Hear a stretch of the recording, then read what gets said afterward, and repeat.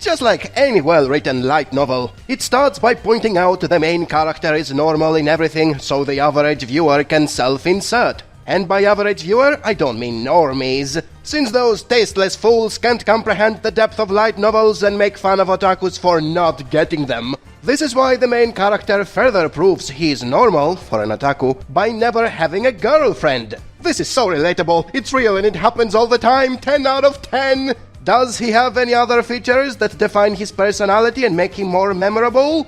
Of course not! Otakus don't have a life, so they can't have a personality either. Then some guy jumps out of nowhere with no explanation and stabs the protagonist to death. They never establish who he is or why he did it, but then again, why would they? We don't care about the real world, just take us to the magical one already. And all it takes for that is dying. Inferior stories treat death as a sad thing that ends everything for a character. Only amazingly written isekai use death as means to escape a mundane life and move into a much more exciting one. This teaches otakus a very easy way to escape their miserable lives. They just have to kill themselves. But they need to make sure they wipe out the hard drive of their computer first. You don't want the FBI to find your gay pedo-porn collection, do you now? It might look bad for the image of your parents. You know, the ones who failed to raise a normal human being. You. Anyways, the best part is that you gain a new body in the magical world that is created by a computer that uses video game terminology.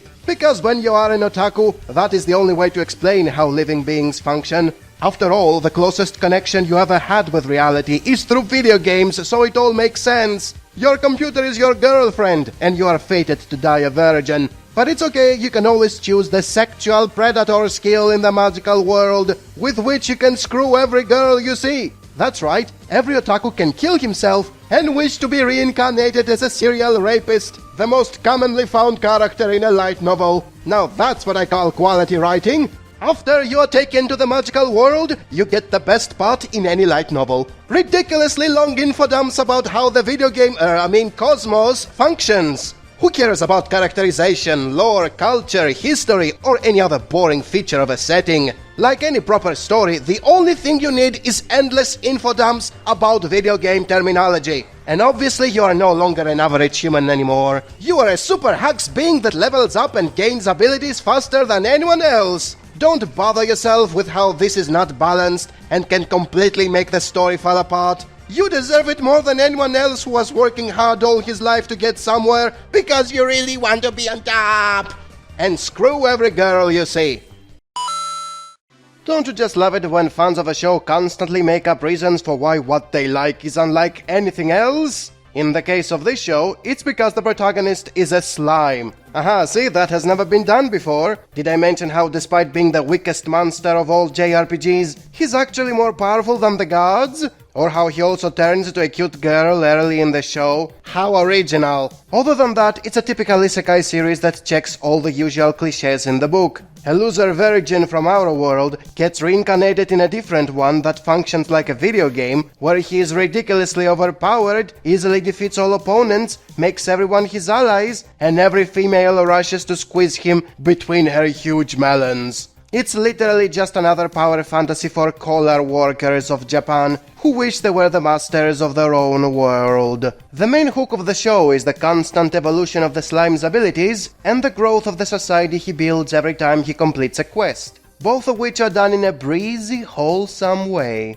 The protagonist can instantly copy any ability from creatures he consumes, and with them he powers through every problem that comes in his way. It's all done in a cheap way since there is no sense of training or learning. It's all about using abilities you gained and you use them as easily as pressing a button. Also, the allies he makes are to the most part joining him after being overwhelmed by his powers, and not because they gain his trust or see him as a fellow warrior. The dire wolf in the early episodes is a prime example of that. He accepts the slime as his master despite having killed his father and a lot of his friends. There is no actual plot to speak of, since every arc plays out like a loosely stitched together quest in a video game. The protagonist is not actively trying to achieve a specific goal. He wants a peaceful society, but he doesn't actually do something about it besides reacting to whatever comes his way and and that conveniently results in making the society better. The story is as lazy as the logic behind acquiring new abilities.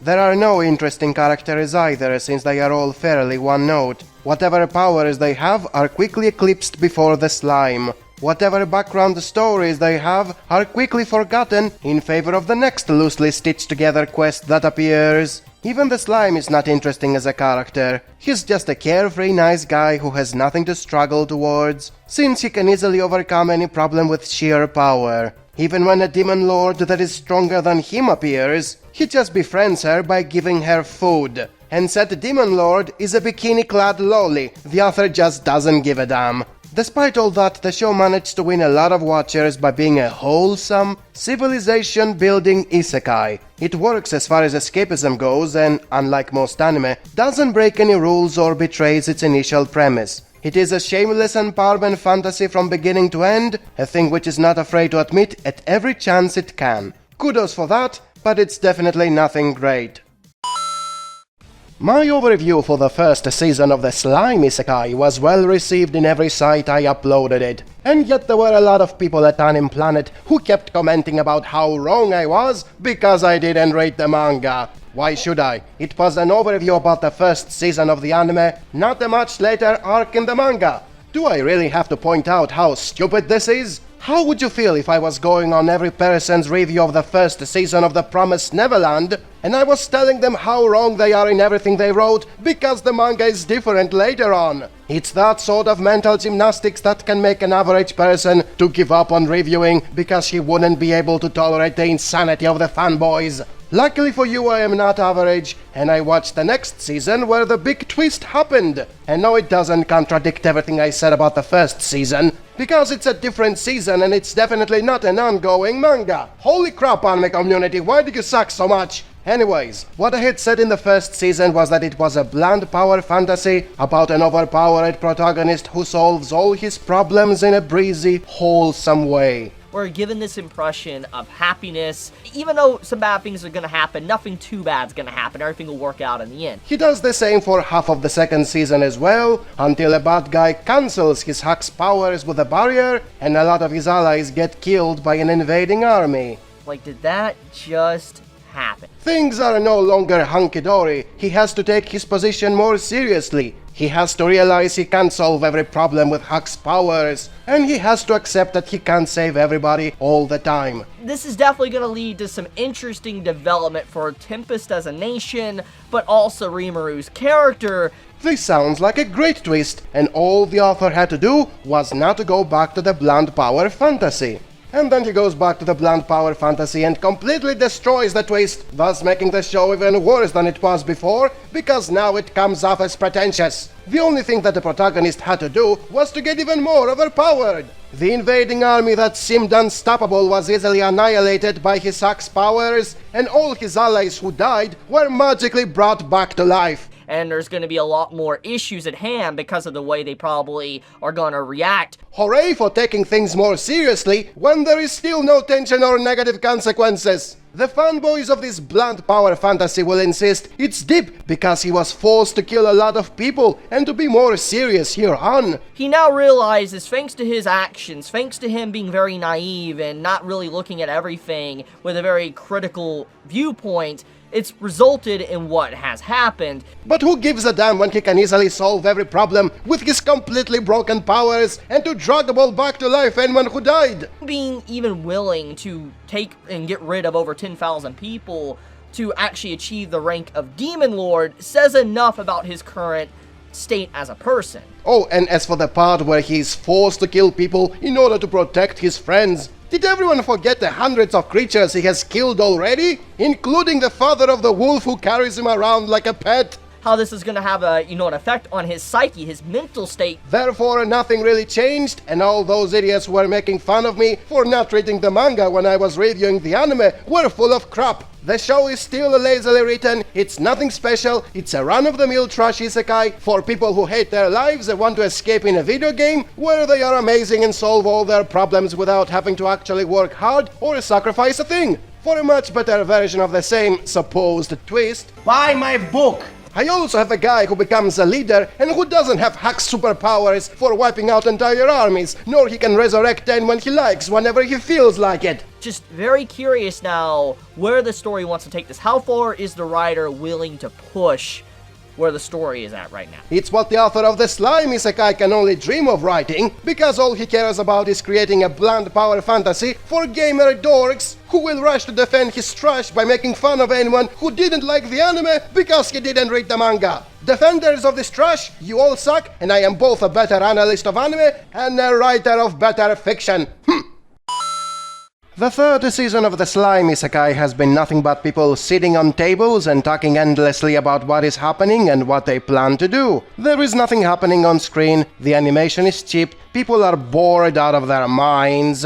And yet, despite that, there are still defenders of this trash. Here is one who sums up all the excuses. Number 1. Good world building means endless talking. It's not about showing the world, it's about sitting and flopping your mouth for hours. It's like a good wine. You just sit and do nothing for years. Number 2. It's laying the groundwork for epic things to come. It doesn't have to make the build-up interesting, it only needs to have build-up. You have to tolerate it so you can get to the action later on, instead of just skipping all the boring nonsense so you can get to the good parts. Have faith, it gets better, which means keep suffering through a show you don't like, in hopes of it getting better after 50 episodes. Number 3, if you don't like that, then you only like dumb action and not good world building. Because good world building is sitting on a table and just talking for hours about things you could instead be showing. A world is real when you hear people talking about it, and the characters are relatable when they just sit on tables doing nothing.